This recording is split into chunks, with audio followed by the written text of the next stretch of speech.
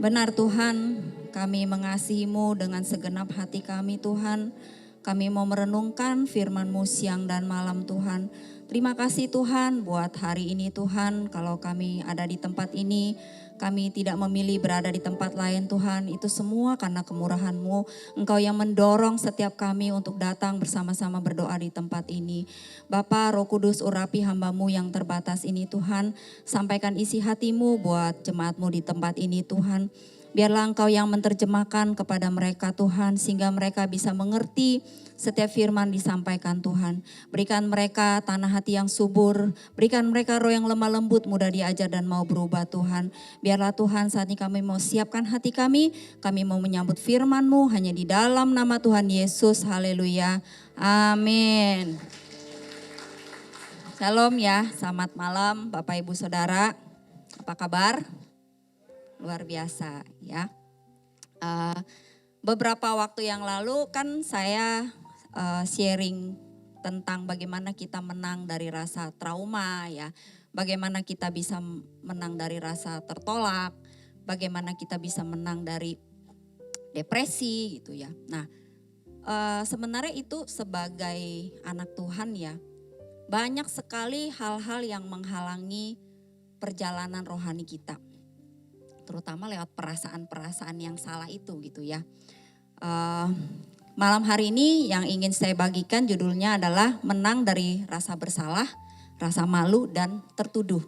Nah ini biasanya perasaan-perasaan seperti ini yang seringkali dihadapi oleh anak Tuhan ya. Meskipun orang itu mungkin sudah lahir baru, mungkin sudah ikut pelepasan, udah ikut sesi CG dan lain sebagainya. Tetapi seringkali mereka masih bisa belum menang gitu loh terhadap rasa yang tadi itu ya, rasa tertuduh, rasa bersalah, rasa malu.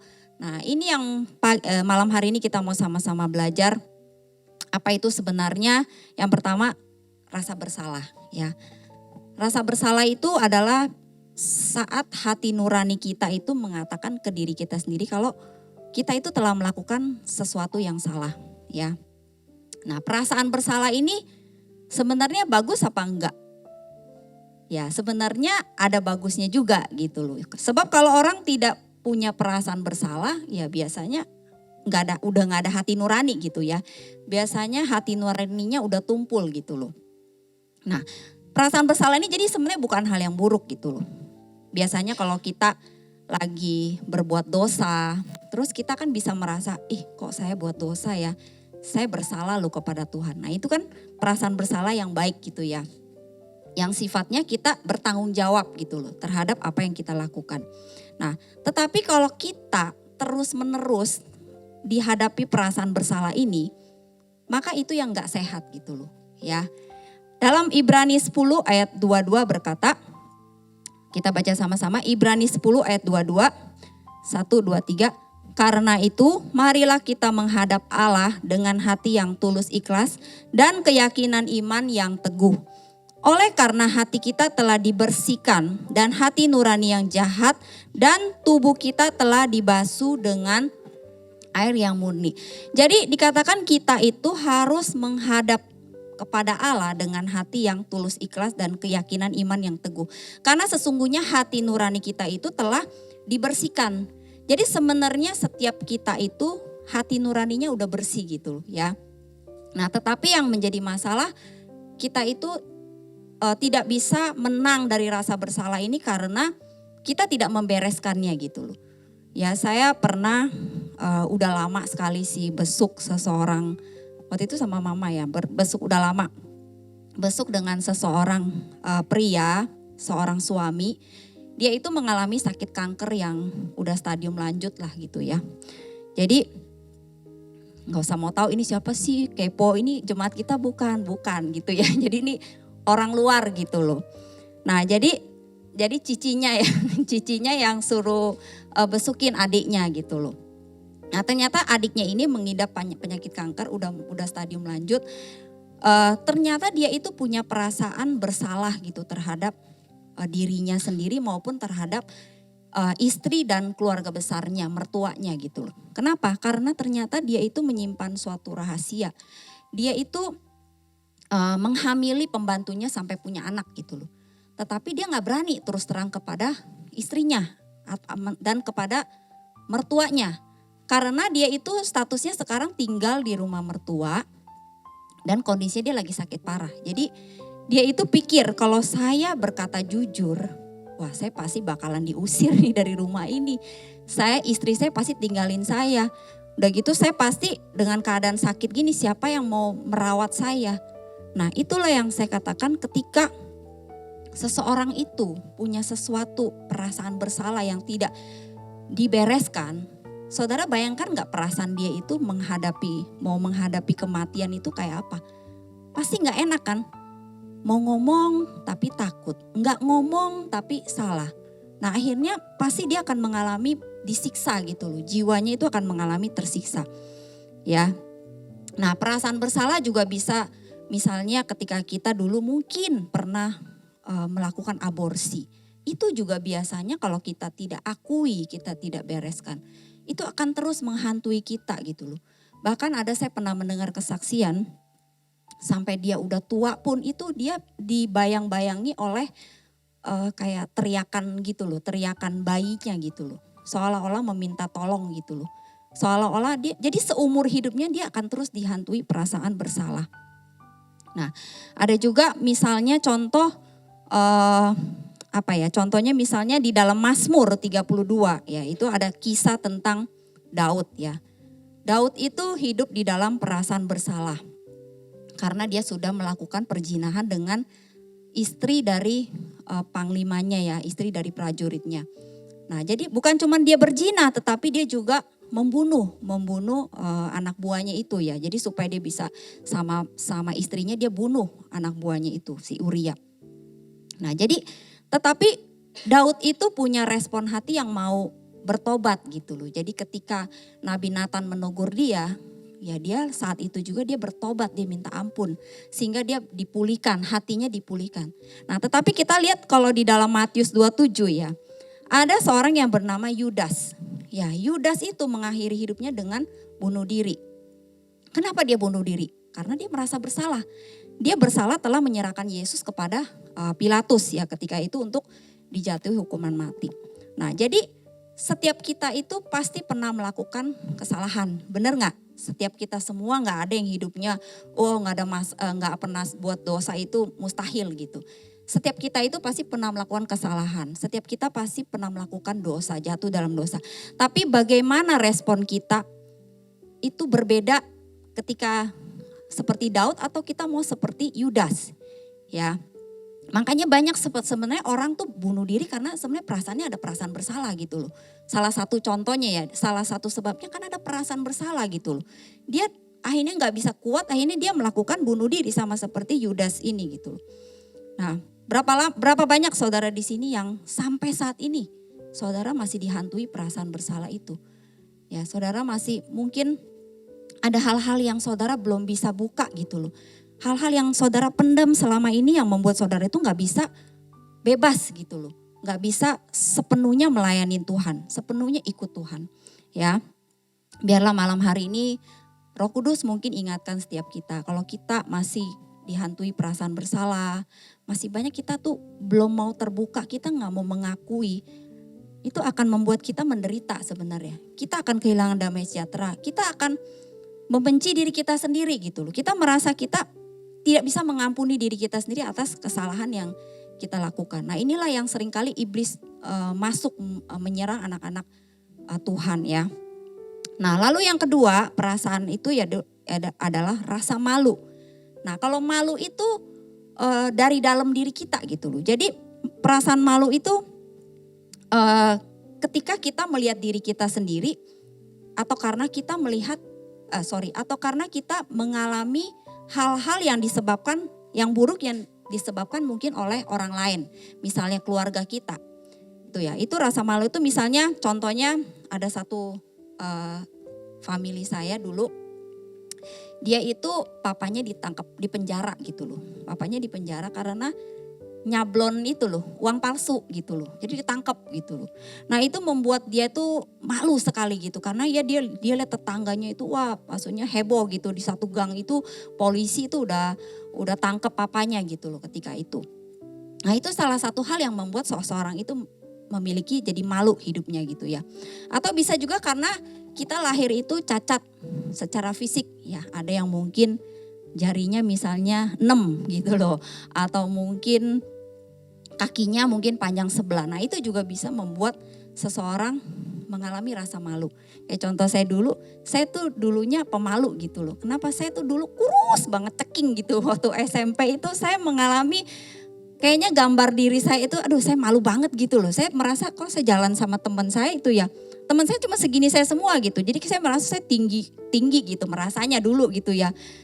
Teman saya cuma segini, jadi kayaknya saya malu gitu loh. Nah itu yang saya hadapi dulu gitu loh. Jadi saya tuh mengalami malu terhadap fisik gitu loh. Nah banyak mungkin di antara kita yang mengalami mungkin waktu masa-masa sekolah biasa paling jahat ya dulu masa-masa kita SMP itu berasa gak sih mulutnya pada jahat ya. Kalau ngatain tuh pasti mencela-cela fisik. Nah itu yang membuat kita menjadi malu. Nah itu akan berdampak terus sampai kita besar nanti gitu loh. Ada yang mungkin dikatain gendut gitu loh misalnya kan. Saya ada satu teman suka ngatain anaknya gendut. Aduh saya bilang kamu jangan katain dia begitu nanti kasihan loh. Saya bilang dia nanti udah begitu dia SMP nanti dia akan minder dia menjadi anak yang pemalu.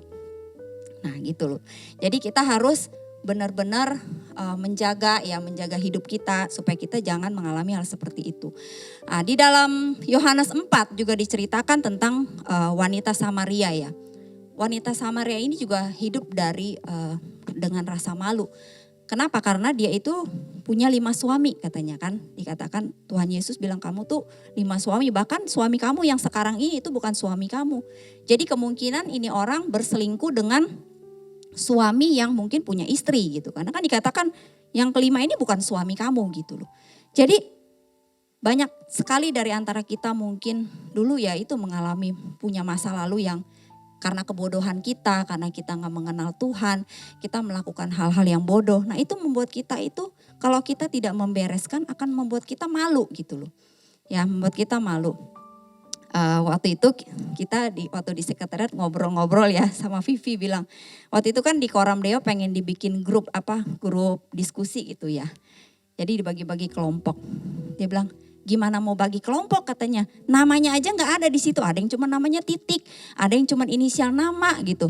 Udah mukanya gak ada namanya gak ada katanya. Jadi itulah yang terjadi dengan orang-orang kita gitu ya.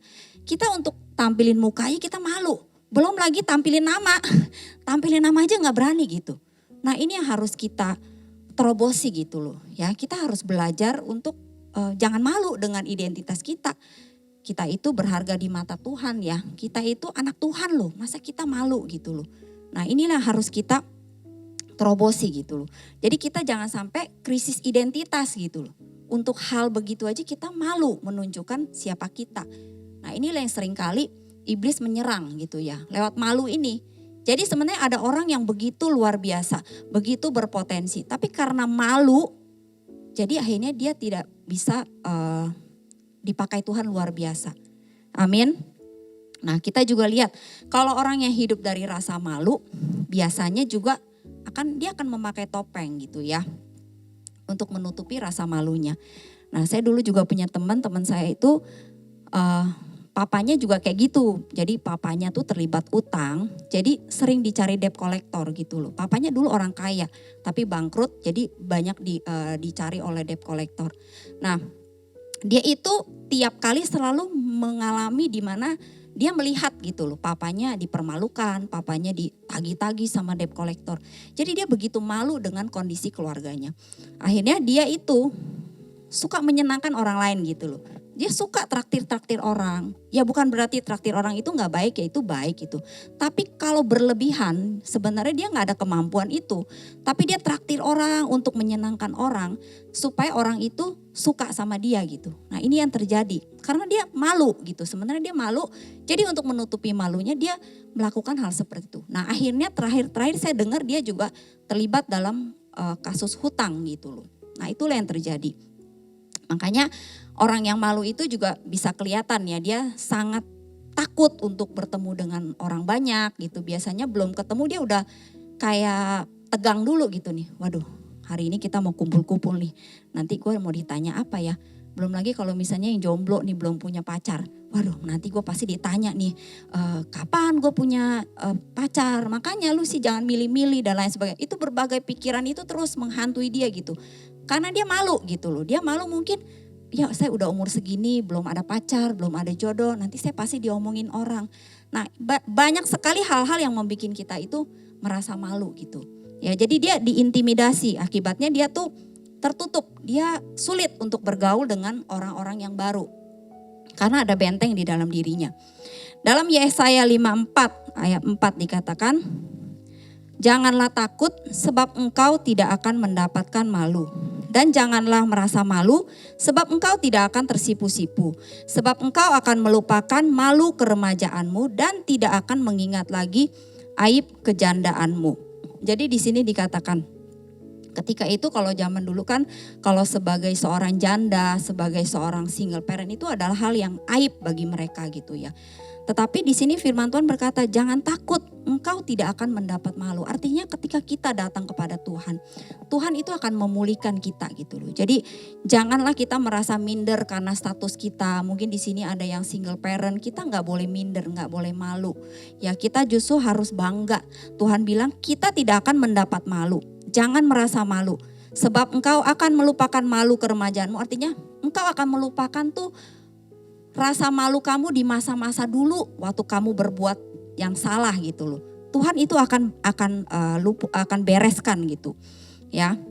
Dan tidak akan mengingat lagi aib kejandaanmu. Jadi Tuhan itu ingin setiap kita itu bangkit gitu loh. Setiap kita jangan lagi kita terus merasa saya malu karena status saya begini, saya malu karena saya kurang pendidikan, saya malu karena saya belum dapat jodoh. Nah, kita jangan punya pikiran seperti itu. Amin. Nah, yang ketiga adalah rasa tertuduh atau penghakiman. Nah, ini adalah suatu suara yang dari iblis yang menuduh, yang seringkali kita dengar yang mengatakan bahwa oh kamu itu jahat, kamu itu enggak layak, kamu itu enggak pantas, ya. Oh saya ini banyak dosa, mana mungkin Tuhan sayang sama saya. Oh saya ini orang tua saya aja menolak saya, mana mungkin Tuhan mau terima saya. Jadi ini adalah kata-kata tuduhan-tuduhan yang membuat seseorang tidak bisa maju di dalam Tuhan. Nah biasanya nih kalau anak-anak muda gitu ya, biasanya nih kalau sebelum dibaptis, nah ini yang seringkali keraguan-keraguan seperti ini yang membuat mereka nggak mau dibaptis gitu. Karena biasa kalau anak muda tuh banyak merasa, aduh saya banyak jatuh bangun dalam dosa, saya kayaknya belum bisa sungguh-sungguh hidup dalam Tuhan. Nah biasanya dia itu akan merasa, aduh saya udah pantas belum ya dibaptis gitu. Nah ini yang salah satu tuduhan-tuduhan yang membuat kita itu gak bisa melangkah maju gitu.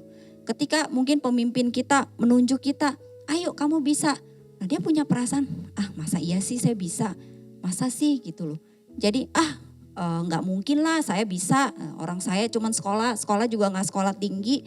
Jadi selalu punya pikiran-pikiran bahwa kita itu nggak layak, kita itu nggak pantas. Nah itulah hal-hal yang menghalangi seseorang untuk maju di dalam Tuhan.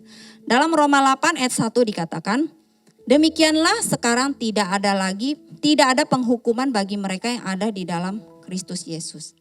Nah dikatakan di sini tidak ada lagi penghukuman, tidak ada lagi tuduhan-tuduhan. Ya, ketika kita datang kepada Tuhan, maka suara-suara itu yang bukan daripada Tuhan, kita harus tinggalin gitu loh ya. Ya, kita harus ada perasaan-perasaan, aduh saya kok kayaknya jadi anak saya kurang berguna ya. Saya belum berbuat apa-apa untuk orang tua saya ya.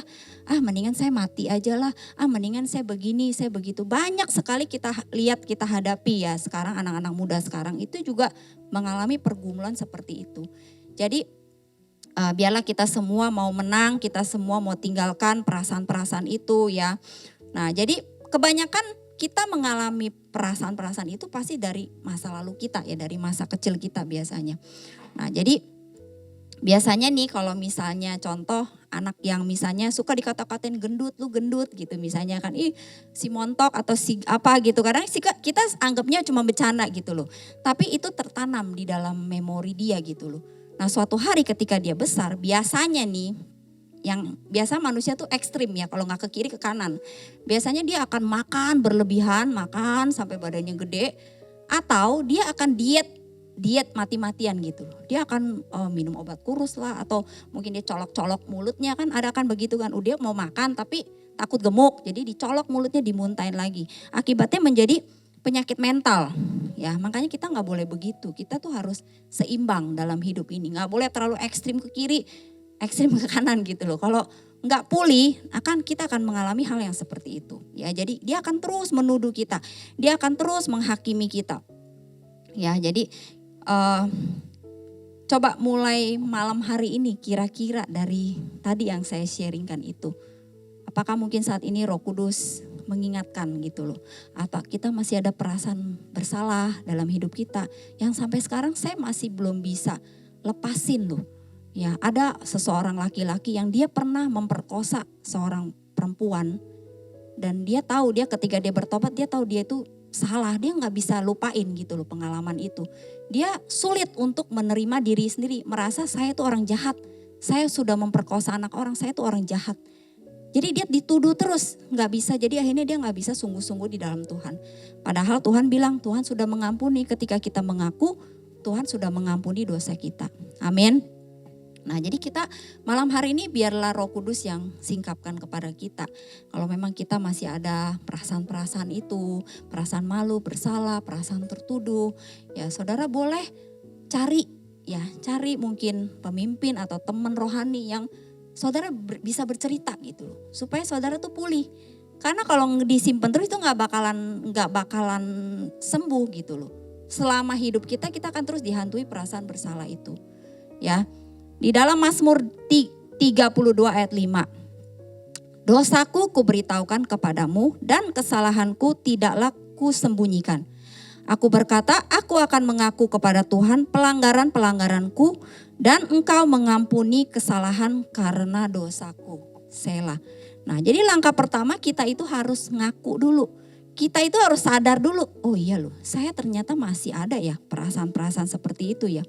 Nah, jadi kita itu bisa belajar dari Daud gitu. Kalau kita mau dipulihkan, kita pertama-tama kita harus ngaku dulu. Kita harus sadar dulu bahwa kita tuh ada masalah sebenarnya gitu loh ya. Tapi banyak orang yang gak sadar gitu loh. Dia sebenarnya ada masalah tapi gak sadar.